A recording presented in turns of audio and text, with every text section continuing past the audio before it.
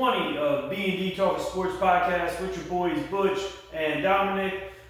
We're a father and son duo that likes to talk sports. We mostly talk about football, NFL, college. We do sprinkle in some basketball and baseball when we get the chance, but right now it's mostly football until the season ends, and then we'll start talking about other sports. But on this week's episode, we're going to talk about all the coach firings that's happened so far this week. We're going to talk about some of the candidates that the teams are bringing in for interviews, kind of GMs also. There's been 2 GMs fired with the Falcons and the Dolphins. We're going to talk about college football playoffs, kind of the games from last week. Then we'll make our picks for what we think of the games this week and make our picks on them. And then we'll also talk about the NFL playoffs and make our playoff predictions. Also, Dominic has his top 5 games from week 18 of the NFL slate. It was kind of hard. Yeah, it was kind of hard to choose. I know, because of Backups. a lot of backups playing. I almost have to throw the Chiefs and Ravens into the. Did you actually come up with 5? Yeah, I did. I think I got 5. If you did, we could not even do that. I got 5. But like I said, starting off, there has been 7 coaching firings so far. 2 of them came early in this mid-season with Titans firing Brian Callahan after a 1-5 start, and then the New York Giants fired Brian Dable like a week or so later. What season do you Brian? Yeah, but then started off Sunday night. It wasn't even. It was like 4 hours after the Falcons swept the Saints for the season, ending the season on a 4-game win streak. A lot of people thought maybe that kind of saved their job. You couldn't have just said Falcons beat Saints. You had No. to throw that out there. Yeah, we had to say we swept them. But they it was about 8 p.m. Got the notification that Raheem Morris has been fired. And then it was a couple minutes later, they fired Terry Fontenot, the GM. And then the next day, they came out and said that they removed Rich McKay, which he was the CEO of the Falcons, and the Arthur Blank kind of, he worked with Atlanta United and stuff too, but he's been removed of his duties with the Falcons as CEO. And then we had the Browns fired Kevin Stefanski after 6 seasons with the Browns. 2 Coach of the Years. Yeah, 2 Coach of the Year awards in 2020 and 2023. He led the Browns to the playoffs twice. Once with Baker Mayfield and once with Joe Flacco coming off the couch the week before, drinking beers and stuff like that. But just kind of been a whirlwind cycle of quarterback change there in Cleveland. Then there was Pete Carroll. The Raiders fired him after 1 season, probably because it was a very underwhelming season for the Raiders, which ultimately led to them stealing the number 1 pick in the draft coming up. And then we had John Gannon. Is it John Gannon? John Glennon from the Cardinals. He was fired. Really, it was kind of a little bit of a surprising news because just last week they came out and said that he was safe, that he was going to keep his job. That's what it was leaning towards, but then they ultimately made the decision.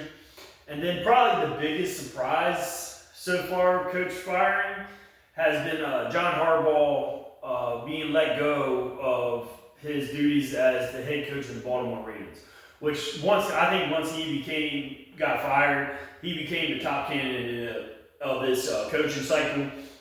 Yeah. All the 6 other teams that fired their coaches so far is probably going to be asking to interview him. Looking at the update, it looks like they haven't. Actually, no teams have actually set up an interview or requested an interview. Well, they don't have to request it because he's fired, but I'm pretty sure. I've heard rumors that all 6 teams have reached out to his agent, but nothing's been set, and like in no interview process or anything like that. But starting off with the Cardinals, like I said, they fired Jonathan Gannon after 3 seasons on the job. The Cardinals decided to move forward from Gannon. He went 15-36 as the Cardinals head coach, which included a 3-14 record this season. There's a lot of unknowns with the Cardinals right now. Who's their quarterback going to be? It's kind of looking like they're not going to. Depending on who they bring in as head coach, whether they continue with Kyler Murray or if they decide to part ways with Kyler Murray. But so far they have requested a slew of coaches. Vance Joseph, Broncos defense coordinator. Robert Saleh, 49ers defense coordinator. Anthony Weaver, the Miami Dolphins defensive coordinator. Clint Kubiak, Seahawks offensive coordinator. Thomas Brown, Patriots passing game coordinator. Matt Nagy, former Bears head coach and current Kansas City Chiefs offense coordinator, and then former Atlanta Falcons head coach Raheem Morris, which he was just happened to be fired a couple days ago. But their kind of interview request is so far. Once they kind of make their decision, we'll have probably on a later episode, we'll talk about all the coach hirings and what if we think it would be a good fit for the team. But then next, it's the Atlanta Falcons. They fired Raheem Morris after 2 seasons with a record of 16 and 18. Both seasons going 8-9. After being a supposedly clear-cut favorites to win the South. We would have beat the Jets. We would have. According to them, it's kind of funny. You tied for first in the division, but you were eliminated 4 weeks ago from the playoffs. It's just that's a NFC South in a nutshell. But That's the Falcons. they have 4 interview requests put in. 2 offensive minded coaches, 2 defensive minded coaches so far. They requested to interview Clint Kubiak, Seahawks offense coordinator, Anthony Weaver, defensive coordinator for the Dolphins, Vance Joseph for the Broncos defensive coordinator, and then Kevin Stefanski, Browns' former head coach, who was also fired in this cycle. As a Falcons fan, I'm hoping they go offensive-minded coach, which there's not a huge selection of them. Probably the best candidate would either be the great young-minded coach is Clint Kubiak. That's kind of the hot tread that a lot of teams are going after that. They're looking for that next great offensive-minded coach. He is the son of Gary Kubiak, which he's a former NFL head coach, Super Bowl winning coach. And then Kevin Stefanski, he's an offensive-minded coach. Pretty much like he had his good parts with the Browns, but then he also kind of had his downfalls. But also when you're forced $230 million guaranteed quarterback and by your owner, and you have no choice or say in the quarterback that's going to be playing, it's going to kind of screw you a little bit. But how much of that was on the owner or how much was it on Kevin Stefanski, we'll see when he gets, because he's going to get another opportunity just depending on what team he chooses and where he chooses to go. Pretty sure they'll reach out to John Harbaugh. But They are also looking for a GM, which they have 2 interviews requests put in. Or actually, they might have already interviews requested, which it's first one's Bears assistant general manager Ian Cunningham, which he's kind of rumored to be one of the favorites to land the job because of his connection with Matt Ryan, who's looking like he's interviewing for the president of football operations for the Atlanta Falcons. Looks like they're trying to bring Matt Ryan in to be part of lead the way on the coaching and GM search. But him and Ian Cunningham went to college together at Boston, were teammates at Boston College. They said they're familiar with each other, they're friends. And then the other one they have set up is Josh Williams, 49ers director of scouting and football operations. Hold on. That's for the president of football role, which is also Matt Ryan's interviewing for. But so really only one GM has been set up so far for an interview. Yeah. With me and Ian Cunningham. And then, like I said, the surprising firing. Well, some people think it's surprising, some people don't. It looks like they just decided Baltimore wanted to go a different way. There's rumors coming out that one of the things that got John Harbaugh fired is his unwillingness to part ways with Todd Monken, the offense coordinator, which they're saying is kind of what kind of also led to him being let go. I'm pretty sure he had a little bit of say if he decided, I know he said he came out and said he wanted to leave, but I'm pretty sure they probably came to a mutual agreement. He was with the team for 18 seasons. He was the second longest tenured head coach behind Mike Tomlin, which people were still saying Tomlin's future's kind of up in the air. But you just gotta wait to see what happens in the playoffs. They had no interview requests submitted at the time, but I'm pretty sure they will be soon announcing them. Next one is Cleveland Browns. They fired Kevin Stefanski after going 5-12 this season with 3 different quarterbacks and Joe Flacco, and then 2 rookies, Dylan Gabriel and Shedeur Sanders. Like I said, he won Coach of the Year twice in 2020 and 2023. Had a total of in his 6 seasons there, he was 45-56 in 101 regular season games. Like I said, he did take the Browns to the playoffs twice. Which that is almost a statue. And really, they were 1 game away from, was it the AFC Championship? Yeah. Yeah, where they would have had to face the Bengals, but they ultimately lost to the Chiefs in the divisional round. Yeah. Because of Chad. Yep, Chad Henne. But their interview requests are Baltimore Ravens offensive coordinator Todd Monken, Aiden Durant, Seattle Seahawks defense coordinator, Bengals offensive coordinator Dan Pitcher. At least that's the Bengals defense coordinator. And then Tommy Reeves, Browns offense coordinator. Hey, at least he's not the Bengals defensive coordinator. All right. The Seahawks defense coordinator is pretty good. Yeah, that's probably the best. But why would you Bengals is horrible. Browns wasn't very good. Why would you? Now we know why. Hey. Now we know why the Browns are. Oh, so they're looking at possibly promoting. I'm sitting there thinking I was talking about Raiders, but either way, the Browns are still the Browns. I can see why they're interviewing the Browns offense coordinator. They want to see what they have in house possibly. Yeah.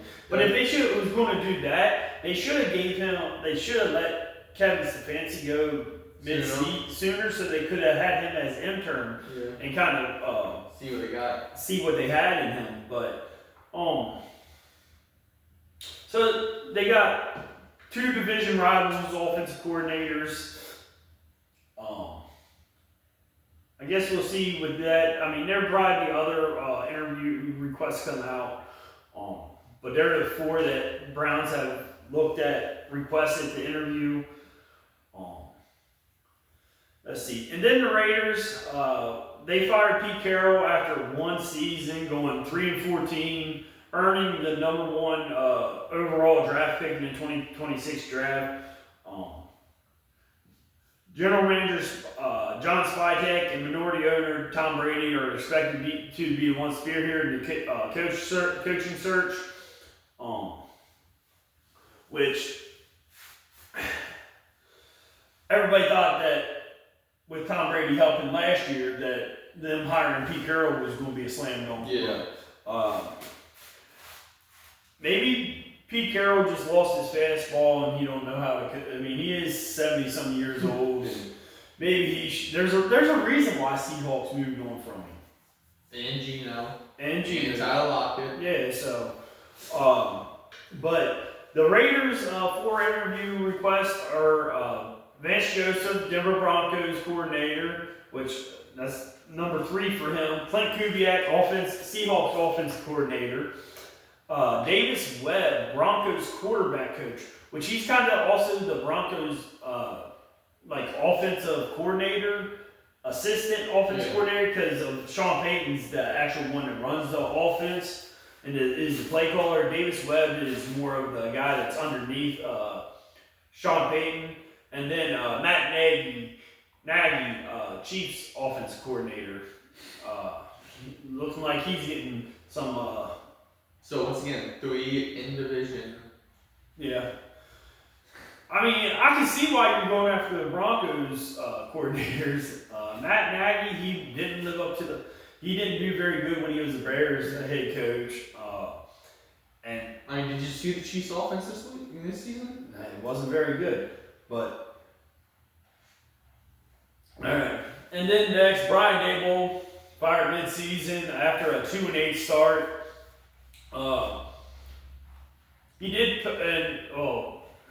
He's been at this post since he's been head coach since 2022 with a 20-40-1 overall record. His tenure, he was, like I said, they got some good pieces there, there's a lot of coaches that they're looking to interview, requested interviews for. They may be also in the market for general manager, because they first came out and said that Joe Shane his job was going to be safe, but supposedly after doing some of the interviews and stuff like that, now that is in question. Maybe whoever they're looking at possibly bringing in that coach will want to bring in their own but they are their interview requests / interviews that they're setting up. Intern head coach and offense coordinator for the Giants this past season. He took over as head coach when Brian Daboll was fired. Is Mike Kafka.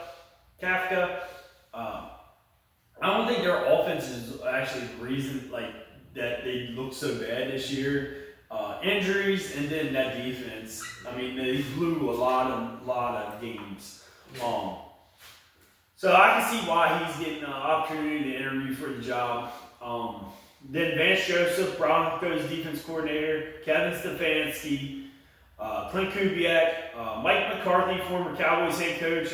He was out of the league last year, took a year off. Now he's looking to get back into coaching. Luana Rumo, Colts defensive coordinator, and then also Raheem Morris, Falcons head coach, former Falcons head coach. And then, I believe this is the last one, Tennessee Titans fired Brian Callahan after a 1-5 start. He had a win-loss record of 4-19 over his 2 years being the head coach of Tennessee. They also got a nice little list of people they've requested.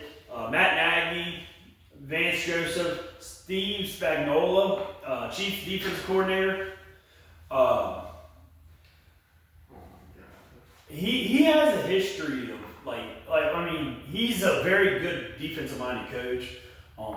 He was also the Giants head coach a while ago. Didn't look very good in those couple seasons there, but also Lou Anarumo, Colts defense coordinator Raheem Morris, Kevin Stefanski, and former Cowboys head coach and current NBC Sunday Night Football analyst Jason Garrett, which he was also the offense coordinator for the Giants before he was fired as offense coordinator and ended up going to the analyst side, TV side of the game. Yeah. But like I said, general managers, Atlanta Falcons. We already kind of talked on that. Terry Fontenot got fired. I think a lot of it had to do with signing Kirk Cousins to $180 million and then turning around and drafting Michael Penix, who Arthur Blank had to be sold on.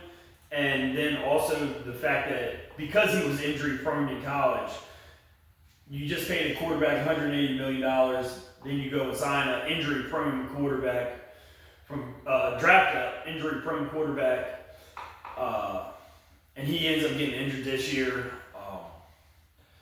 I don't think they're giving up on Penix yet, but I think that's one of the reasons why they should go offensive minded coach, just to kind of see what they got. Yeah, see what they got. See if they can offensive minded coach can get a little bit more out of Penix than what Zach Robinson and Raheem Morris was able to do, which was nothing. Yeah. And then the other GM firing was Chris Greer, which that happened a couple weeks ago. He was there with the Dolphins for 10 years. And they have a whole list of people that they're bringing interviewing. John Eric Sullivan, Packers VP of Player Personnel. Alec Halaby, Eagles Assistant General Manager. Tariq Ahmad, 49ers VP of Player Personnel. Josh Williams, 49ers Director of Scouting and Football Operations. John McKay, Rams Assistant General Manager.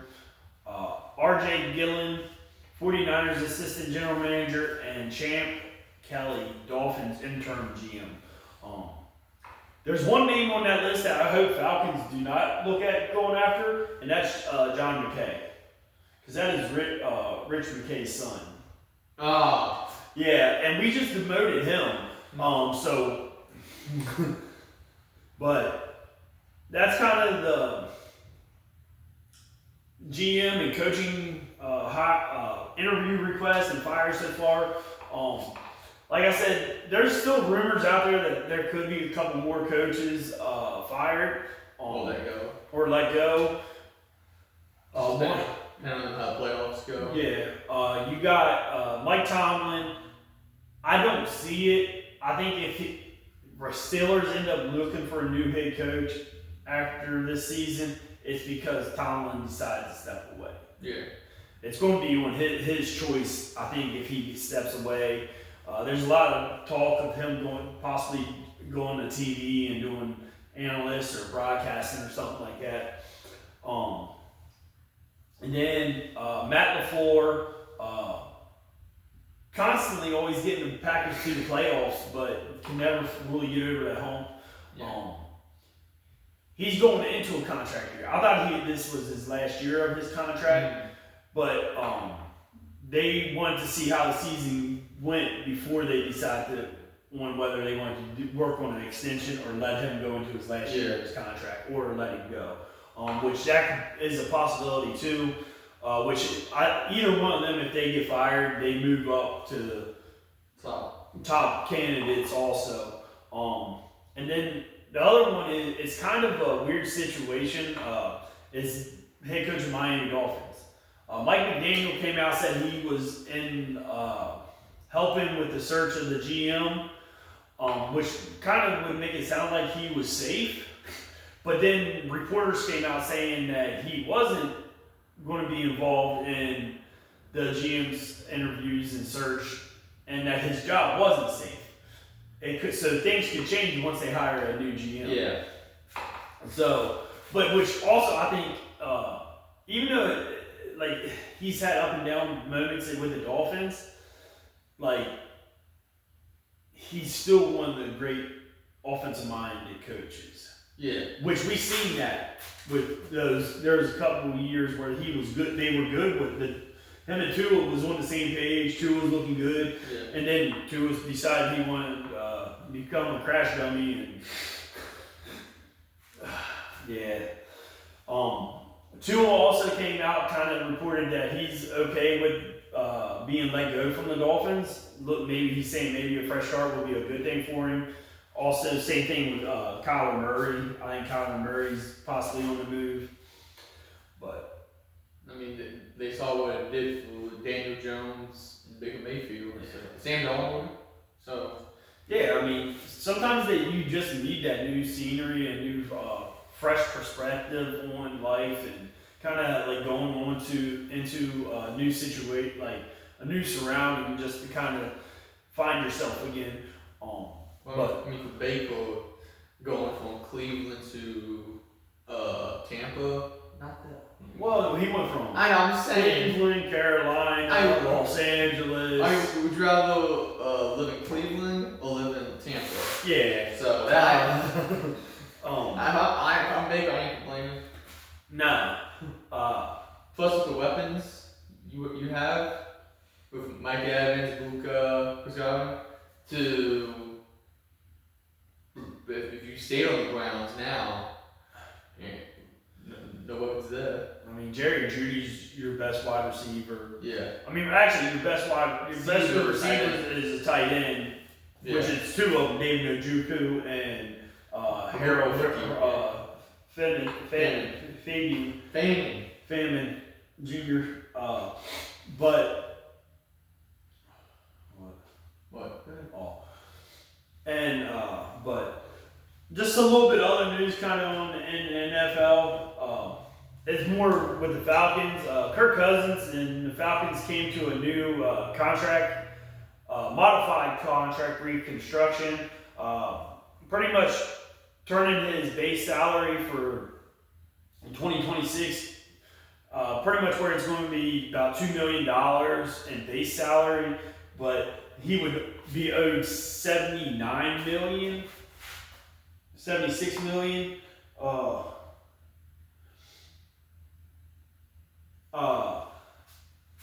$76 million for base salary next year in 2027, which that's definitely not going to happen.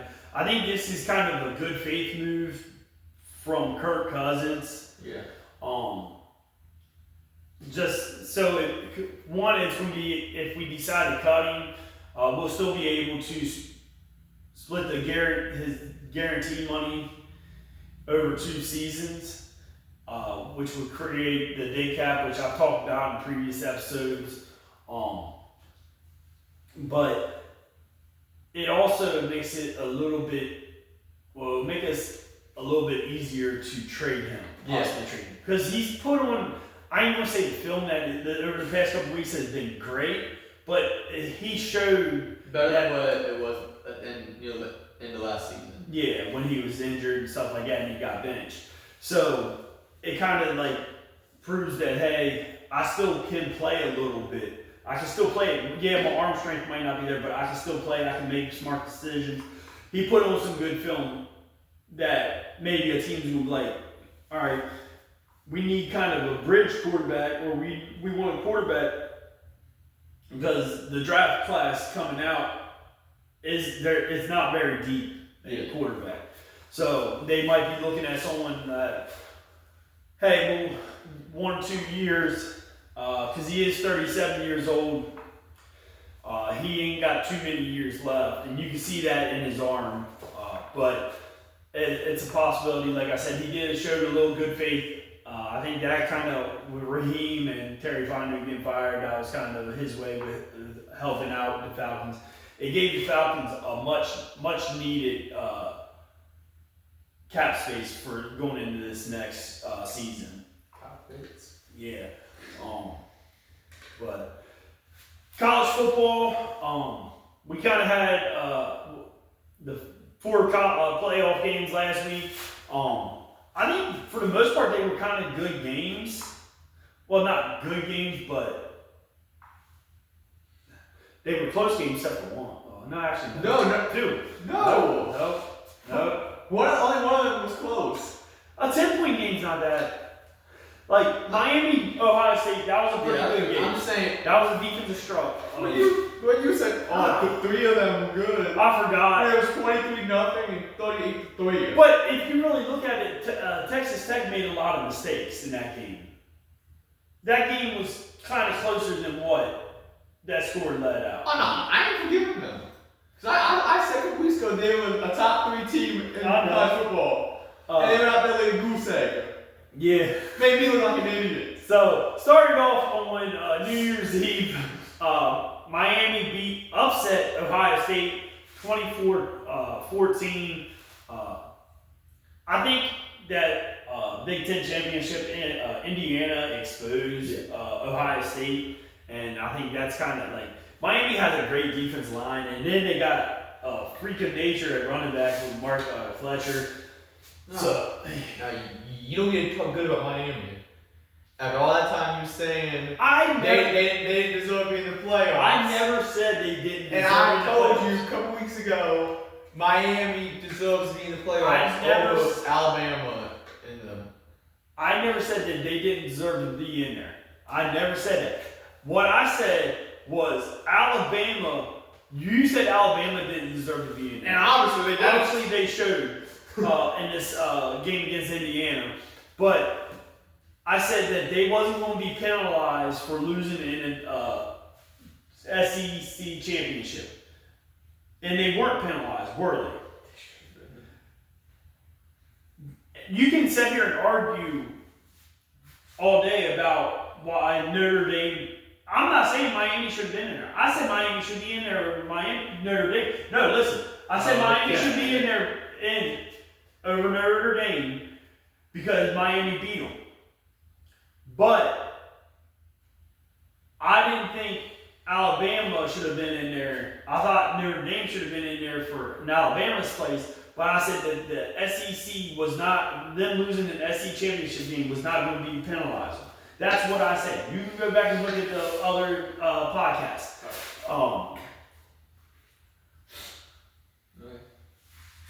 I know what I said, bro. Mm-hmm. All right. Then the next game, first day, a game on New Year's Day. It was Oregon versus Texas Tech. Oregon won 23-0. Like I said. So you're the one who talk about this game, so I don't remember any of it. It was kind of like Texas Tech moved the ball a little bit. Like they were actually able to do some stuff, but they also made a lot of mistakes that gave Oregon short field. Yeah. That's why the score was. And Oregon, I mean, in my opinion, Oregon didn't look that good against Texas Tech. They took advantage of the mistakes. Texas Tech does have a top 10 Heisman defensive player, so. Yeah. I mean, their defense was good. And it's like. The offense just couldn't. Yeah, their offense couldn't move the ball very good. They couldn't run the ball. They couldn't really throw the ball a whole lot. But they kept giving Oregon short fields to work with. And then Indiana just walked all over Alabama, 38-3. Indiana showed why they're probably the best team in the nation. Defensively, offensively, Fernando Mendoza showed why he's probably going to be the number 1 overall pick. He didn't get benched though. He didn't get benched. They were just blowing Alabama out of the water. He got benched for his own brother. That's sad. Imagine that reunion on Christmas next year. I'm like, Ty Simpson did get some broken ribs in that game, which took him out. They got brought in Austin back in the second half. But she didn't look bad. Well, she didn't look bad, but he ended up transferring to another school. And Ty Simpson just declared for the draft. Yeah, Ty Simpson declared for the draft. But like I said, Indiana just walked all over Alabama. Oh my God. And then the final game of last week's playoff was Ole Miss and Georgia, which was probably the best game out of the four. Yeah. Longest 6 seconds of my life. Yeah. The final 6 seconds of that game, it felt like it lasted 15 minutes for 6 seconds worth of play. But we did get some exciting stuff in those 6 seconds. Yeah. Ole Miss beat Georgia 39-34. A lot of people saying that Ole Miss shouldn't have been in with Lane Kiffin leaving. I never said they wouldn't be in. I said I have a feeling they wouldn't be in. Hey, that's different than you say Miami does deserve to be in. I didn't say Miami didn't deserve. All right, but Ole Miss is showing why they was in there. Trinidad Chamberlain showed why he will pretty much while he pipped Austin Simmons and took his starting job after getting injured. They just, I don't know, man. Georgia made some questionable decisions. Yeah, at the end of that game. But even when they made that, cause you're talking about that fourth down on like those side of the field. Yeah. But and Ole Miss scored, but Georgia still ended up tying it back up. So yeah, well, not that. Then the trying to return the ball out, and pretty much fumbling it, and you start having to go 99 yards instead of like 65, 75. Yeah. Well, actually, he tossed it across the field, didn't he? And it went out at 1 yard line. But that was safety. Oh yeah, it was a safety, and then they kicked it. Yeah, the onside kick. Recovered it, and then had to do one play, and they made a lot of questionable mistakes, things at the end of that game. I mean, I get what they were trying to do. Yeah. Like me, I ain't gonna lie, I had Georgia winning the national championship. I did too, man. How much you pissed? I know. I thought Georgia. After seeing what Indiana did to Alabama, there's no question that Indiana's the best out of the 4 teams. I had two different brackets. Georgia was winning one, Ohio State was winning the other. And the other one was even in the semifinals. But, which, like I said, this is the first college playoff without Alabama. I mean, in the semifinals. Without, was it Alabama? Ohio State and like Georgia. Almost right there. And Georgia. Like, in a couple years. New Bloods. Yeah, so it's. And Oregon. But even Oregon hasn't even I know, but usually though, they're in that talks, but that just kind of leads up. So we got 2 games this week, Thursday night. And then Friday night for the semifinal playoffs, see who goes to the national championship on January 19th. Thursday night game is Miami versus Ole Miss. Can Miami continue dominance and make it to the championship? I mean, they built their game on the trenches, which they have the best D-line remaining out of the 4 teams. Best defensive player and remaining. Yeah. So I got Miami winning this game. Because I'm pretty sure Keywan Lacey's dealing with an injury. Yeah. So he's not going to be 100% for the game. And I just don't see Ole Miss's off-goal line. who struggled a little bit against Georgia's D-line. Yeah. Dude, I don't see them protecting Tremblay against that probably the best D-line. Also with Ole Miss, only 2 of the offensive staff members are allowed to continue coaching in the playoffs. All the other coaches, offensive coaches that are leaving Ole Miss to go to LSU with Lane Kiffin aren't allowed to play.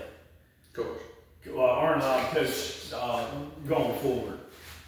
So I think it's Charlie Wise Jr., the offense coordinator, which they're letting him coach, and then I want to say it was either the wide receiver or quarterback coach.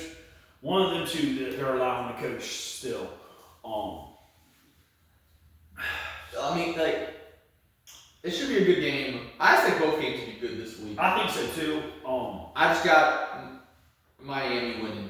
I can see either one of them winning. I'll go with Miami also, just because of the D-line and like the way they both games they played. They've been low scoring games, but they dominated the game. Yeah, like I say, offense wins games, defense wins championships, and Miami might have the best defense remaining. So either them or Indiana, I think. But I got Miami. I think Miami's going to win this game. I would like to see Ole Miss win it, just because, and make it to the national championship, just because one of the reasons Lane Kiffin left is he said that he couldn't win a national championship with Ole Miss. If they won the national championship, would he get a ring? He probably would. I'd be pissed though. Yeah. But because then your whole main thing was you're going to LSU because you have a better opportunity to win a national championship. And yet the team you were coaching has its best chance to win a national championship with you bailing on them. Yes. And it's kind of funny. All they kept saying is how all these players are going to end up leaving and go to LSU and stuff like that. Quan Lacey came out and said he's staying with Ole Miss. Trinidad Chambers, he's going to stay with Ole Miss if the NCAA gives him the red shirt, medical red shirt for his 1 year back at Ferris State, which will give him his 6 year of eligibility. I mean, he did transfer from that phone station, phone service. Yeah, he did transfer, but he transferred to AT&T. Yeah. But let's see. And then Friday night game, it's a rematch from earlier in the season where Indiana beat Oregon. And a rematch from a bowl game a couple years ago. Yeah. Dante Moore, Fernando. I think Indiana, at first, when I first made my bracket, I picked Oregon. It was Oregon, Georgia in the championship. I thought Oregon was going to get their revenge in this game. I don't see it though. The way Indiana played this past week, and then the way Oregon played, I can see it being a pretty much shootout. Shootout or just Indiana going out there and showing pure dominance. Yeah. I know everybody says it's hard to beat a team twice in 1 year, but what I saw in last week's games, and then really also what you saw against with Oregon against JMU in the first round. I mean, Oregon ran up and down the field at first. I mean, James Madison scored more points than Tulane, Texas A&M, Ohio State, Texas Tech. So and I mean, Oregon benched their players later in the game, but then they ended up putting the starters back in because they didn't like the way the game was going. Yeah. So you got Indiana? I'm gonna take Indiana on this one. Whoever wins is going to lose to Miami in the championship. Miami's not picked to win it all now. I think which means they're going to lose this round, which usually what that means. Anytime I pick a team to win the championship, they lose. They lose the next day or something. So, but I got the Ducks winning this game. You got Oregon, Miami in the championship. I think Fernando Mendoza is going to be like so devastated that he won the Raiders as the #1 pick. And probably one of the Raiders that he just can't focus on it. So he starts playing like he's on the Raiders already. It has a bad game. Yeah. I mean, the draft is still a long time away. I mean, they think that interesting. You also have Dante Moore going to the who's the pick? Jet. Oh, hold on, that might change things. All right. So we got our little our picks for the college football and who we think is going to be in the championship. So you got Oregon, Miami. I got Indiana, Miami. All right. This is kind of a question. Oh God. All right. So, if you were the head coach / GM of the Raiders, all right, would you take a quarterback with the #1 overall pick, or would you trade the #1 overall pick, get some assets for it, and build the offensive line first before you went after a quarterback?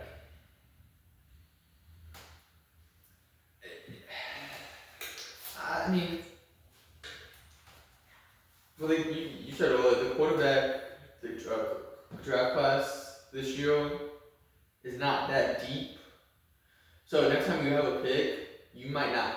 Yeah, you might have a couple of quarterbacks, but you might not have. What I'm saying is, all right. So, go bridge quarterback. Would you consider that? Because I'll see who's in next year's draft to consider. Because if you're gonna, if you're not able to protect that quarterback, you're gonna stunt their development.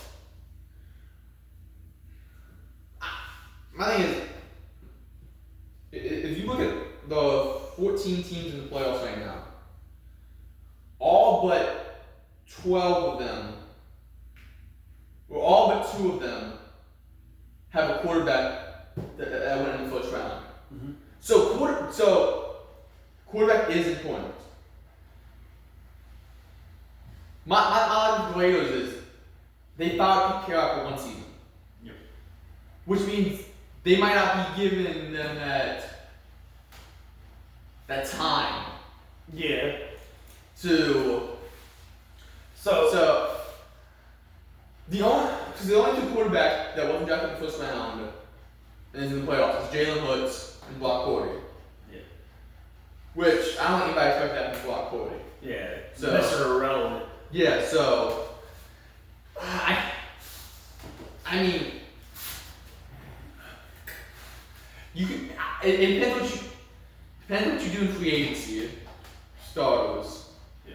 If you can get a couple good O-linemen in free agency. That's what the Bears did. Well, if you really look at, because if last year Caleb Williams, #1 overall pick, that's what the Bears did. They took a quarterback before they had anyone to protect. Yeah. But they also already kind of had it set in stone.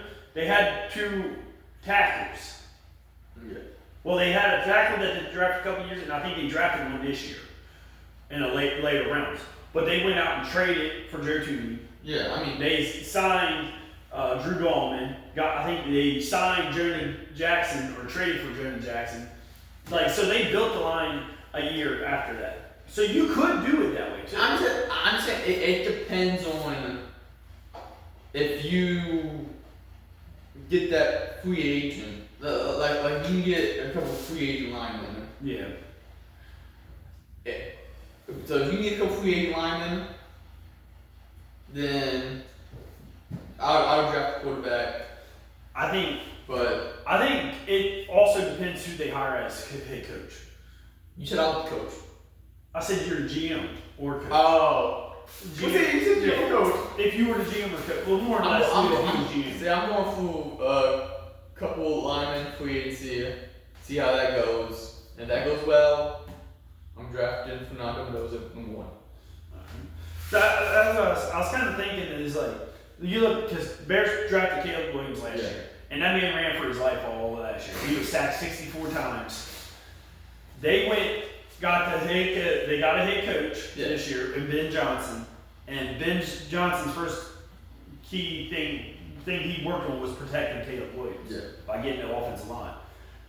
Then you have Drake May, second-year quarterback. Last year, didn't have an O-line to block for him, was running for his life. Yeah. They went and drafted linemen. They took Will Campbell first round, and then they got Jared Wilson, I think, second or third round as the left guard, right guard, which they already kind of had the right side of the line established. They just need to fix it. Well, the thing is, if you draft the lineman first, and then maybe come back like later on the draft for quarterback, the thing is, if you don't already have a quarterback, how are you going to know which side is the blind side? You might have a left-handed quarterback, right-handed quarterback. Yeah. A lot of factors into it. Yeah. You might have a short quarterback. But also what you can do is, all right, because you got the number one pick, all right, you take Fernando Mendoza. You got the number one pick in the second round. Like, you pretty much got number one picks the rest of the way through in each beginning round. I don't know how many draft picks they had altogether this year, but you could also double dip in the first round. Yeah. Take your quarterback number one, trade back up into the first round, get. They have the fourth pick in the second round, so 36, 67. But they still, either way, they got a shit ton of picks. Yeah. 1, 2, 3, 4, 5, 6, 7, 8. They have 9 picks. So they have assets where they can trade up. 10. All 10. So they have assets where they can get back up into the first round. Yeah. Which also, Max Crosby. You can get a couple picks out of Which supposedly they're willing to move on from Max Crosby. Yeah, you can definitely get picks for him. Yeah, so I mean, they have assets to do it where if you want to go quarterback number one, you can still find ways to solidify that offensive line. I mean, yeah. Alright. Hey, see, this is good conversation. Off the cuff and just nothing prepared, just talking. Alright. I am still thinking about the maybe Dante will also be stressed out. Like he might be going to the Jets. Number 2 pick. Well, he hasn't declared for the draft. I know. I'm just saying. I'm saying he might still be thinking. Yeah. So. I would be stressed if I was ready to legit. I mean, you really look at it, depending on what Arizona does at quarterback. Yeah. The first 3 picks, teams all probably need quarterbacks. Yeah. Then you got the Titans, who just drafted a quarterback last year, number 1 overall. Yeah. Giants. So you're not gonna. And the Giants have Jackson Dart. Yep. Browns. I doubt they draft a quarterback. You never know. Well, especially Shador or Dylan Gabriel or Deshaun Watson. You know, there's a name on the Browns list of interview requests that is missing. Deion Sanders. Deion Sanders. The 7 Commandos, they don't need a quarterback. Yeah, Jay Daniels. 8 Saints, I mean. What Tyler Shutt showed you, yeah. I don't think they need a quarterback. Which honestly, let's say he might be up top 3 for Rookie of the Year. Yeah. Chiefs. Do the Chiefs need a quarterback? I think the next team that would need a quarterback would be Miami. Yeah. Because Bengals got Joe Burrow. Unless they believe in what they saw with Quinn Ewers. But I would still. Yeah. He was a 7th round pick. Cowboys. Bob Quinn was a 7th round pick. Bob Quinn was. I know. I'm just saying. Cowboys, Dak. Rams are interesting. Rams could use a quarterback. Yes. Because Stafford is 38, 39 years old. Old. Yeah. And he looks it.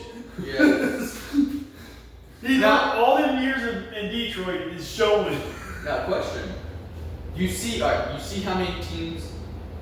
So if you're the Jets, you're the number 2 pick. You see probably like 2, maybe 3 teams need a quarterback before it's your pick again. Do you risk and try to draft a non-quarterback with that number 2 pick, and maybe come back to the quarterback with the 16th pick? I mean, like, Yeah, they do have two first round. get like a maybe a Mundane or a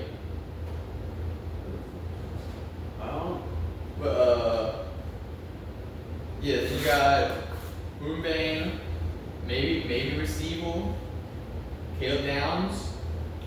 You just don't know, so. Yeah. So that's what I was just quite thinking right now. Maybe. Yeah. I don't know either, but well, I mean, like I said, there's a lot of time between now and the draft, and really who's going to come out in the draft. Which at some point now, I think we will do a mock draft. Yeah.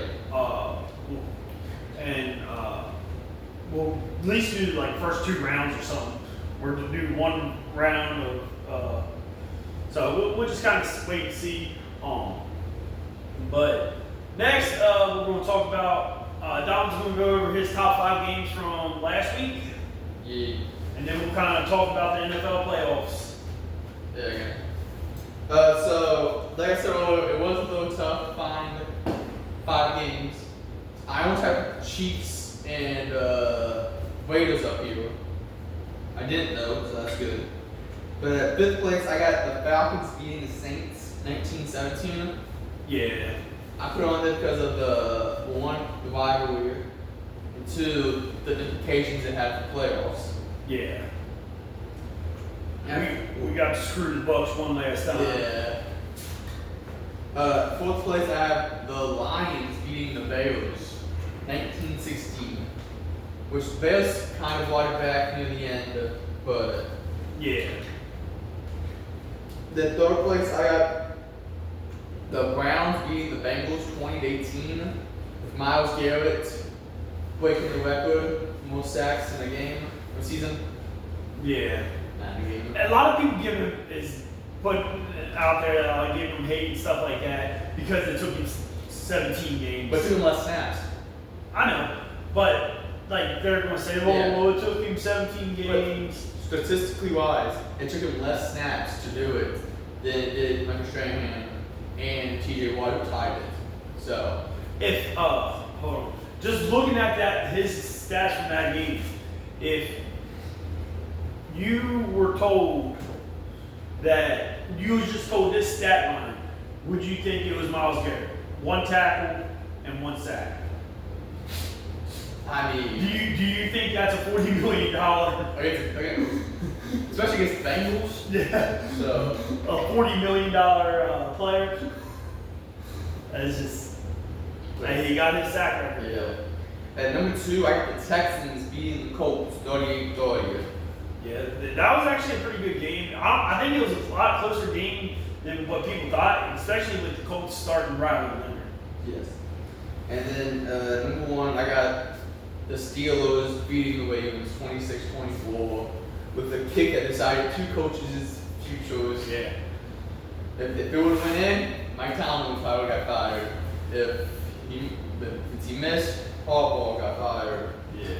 So those are my top 5 games from last week. All right. Now you have how excited I am on the 6 playoff games. In 6th place, I got the Texans at Pittsburgh Monday night. I just don't see Steelers doing anything against that Texans defense. 5th place, I got Chargers at New England Sunday night. I hope it's just too beat up for me. Yeah. That O-line's not that good. No. But the one thing that Patriots lack is being able to get after the quarterback. Yeah. So it could kind of balance itself out. 4th place. So I was a little surprised I put this far down. Saturday night, Packers at Chicago. I just think Green Bay's dealing with too many injuries. Yeah. And I think Bears should just capitalize on it. It's a divisional game. Didn't they just play? No. Yeah, they put like 17. Yeah, it was just a couple weeks ago. But yeah, with all the injuries Packers have, fourth place, I got the Rams at Carolina. Panthers beat them last time. Yeah. Rams are looking for revenge. They'll have Devontae Adams coming back. So, I know it's weird to put an 8 and 9 seem that high on a playoff matchup, but Yeah. It's because White Shot had a bad game last time, so he's due for a good game this time. I don't know. He had 2 bad games in a row. Hey. 2, I had the 49ers at Philadelphia. I mean, they 2 good teams, 2 teams that have their moments of struggle. Yeah. So, and number 1, I got Bills at Jacksonville, Superman versus the Hail. Jaguars coming in on like an 8-game winning streak. Yeah. And Bills, I mean, Josh Allen. they got Superman in the This is his easiest path to his This is his year. Yeah. I mean, if you look at it, I mean, I'm not saying that the teams that he has to go through to possibly win the Super Bowl or even make the Super Bowl is going to be easy, but it's also like there's no Mahomes, there's no Lamar, no Burrow. So that, like this is probably the best chance he has to go and get it. But are we making our picks for this week? I mean, I mean, mine's I actually did a whole bracket. So. Well, that's what I'm saying. Yeah, We can go ahead and we can do our playoff predictions, but we can still, like, each week we can kind of update it and. Yeah. So Saturday, first game to kick us off is Panthers Rams. I got Rams. I got Rams winning this game. Yeah, that Carolina beat the Rams earlier in the season and Carolina, but it's hard to beat 2 twice. Yep, and I don't think they're going to come out as flat as they did and get beat like they did last time. I see Stafford having a better game. Yeah. Then later that night, we got Packers at Chicago. I have the Bears winning this game. Yeah, I got the Bears winning this game. I think it's going to come down to the final drive, and Bears have shown the ability to win. Yeah, close games. Third game, Sunday, 1 o'clock. Bills at Jacksonville. I got the Bills winning this game. I got the Bills winning this one too. I think, like you said, it's the most exciting game to watch. I think it's going to be the best game out of the weekend. It's just hard for me to go against Josh Allen. It's hard to go against Superman in the playoffs. So the fourth game, if I remember correctly, is Eagles 49ers. I have the Eagles winning this game. So do I. Yeah, I think so far. This ain't good. But yeah, I got the Eagles winning this one too. And then Sunday night, Patriots host Chargers. I got Patriots winning this game. So do I.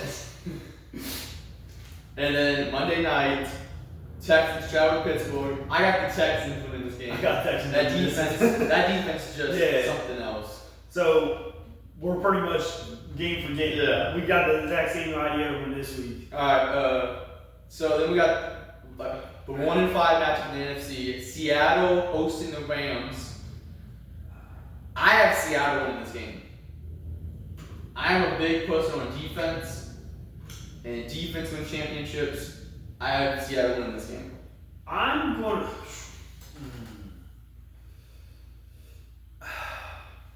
Oh, you haven't done this pick yet. No, I'm doing it as we go. Yeah, I have mine down. I'm going to go. I'm going to. Are you on the Rams just so No. you can switch it up? No, it's like Rams has a good defense. Rams has a great offense. This is going back to even. You're not trusting Sam Darnold? This is no. I will say this is going back to me not trusting Sam Darnold. If Sam Darnold comes out and would beat the Rams or even whoever they play in their first round, that next round, if Sam Darnold finds a way to come out and win the game, You apologize. I'll give him an apology. Yeah. But I just like their offense is kind of slowed down. It's like they're relying just on their defense. Their offense has been looking that great. That's kind of my thing. So I'll take the Rams on this one. Number 2, Patriots hosting the number 5 Texans. I have the Texans winning this game. Yeah, because Drake May has he's had a great year, but against teams that are above 500, he hasn't played that great. So I'll take the Texans in that defense too. We got number 1 seed Broncos hosting the 6 seed Bills. I have Superman putting his cape back on and beating the Broncos. I'm going to go ahead and say it. I got Bills winning the Super Bowl this year. I think Josh Allen finds a way to get it done this year. And then number 2, Bears at host number 3, Eagles. I have the Eagles winning because they have that experience. They have that experience in these games. That's what. Yeah, they might be struggling this year a little bit, but they still have that playoff experience. And sorry, Grady Jarrett, I just don't. I'm gonna go Bears. If I remember, a few years ago, wasn't the Bears in the playoffs, and they lost to the Eagles because of the double doink. 2018.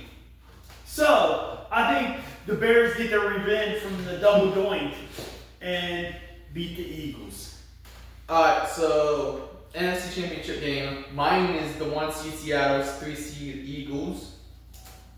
I hate doing this, but I had the 3 seed Eagles going to the Super Bowl because they still got Saquon, they still got that good defense.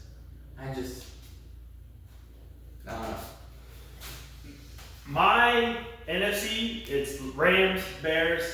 I got the Rams beating the Bears. And then it'd be Buffalo versus Texans, and I got Buffalo winning that one. See, well, I also have Texans Bills. Texans hosting a 5 seed hosting the AFC Championship game. You think this is college football with all the first 4 teams gone, but this is my toughest one because, like you said, no Superman, no Burrow, no Mahomes, no Lamar. But this goes back to the question I asked you earlier in the year. When it gets tough, who is Bills going to have? Who's Josh Allen going to have? He has James Cook.